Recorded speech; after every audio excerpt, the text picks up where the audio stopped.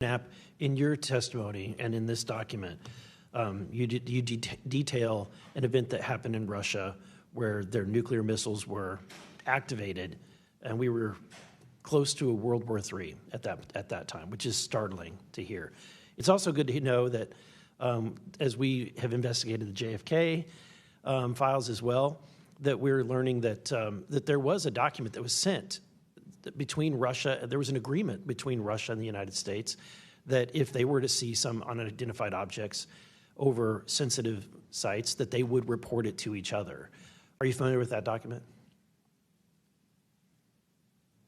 Yes. I'm also familiar with the rhetoric, public rhetoric between President Reagan and Gorbachev at the time, too, that they traded statements about wouldn't it be something if we were threatened by something from way outside, how we might work together. I know for sure that they had conversations about it, and I know we did reach an agreement to try to lessen the possibility that us detecting a UFO or group of UFOs would not be mistaken for a bunch of Russian missiles. There were exchanges of that sort that went back and forth. And I can imagine this is, to me, the validity of this document is underscored by the fact that Russia would not want this to be known. They absolutely would not want to know, the public to know, or the United States to know, that there was a vulnerability in their missile systems. Would you agree? Absolutely. And, and we had many similar incidents at our nuclear weapons facilities here that have all been sort of swept under the rug. But it's pretty scary when you take down 10 missile silos during tense times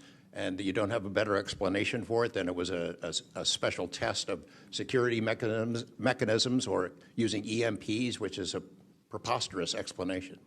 If you see a UFO, leave them alone. No country in the world wants to say and admit that these objects are flying around in our airspace and there's nothing we can do about it. I mean, who wants to say that?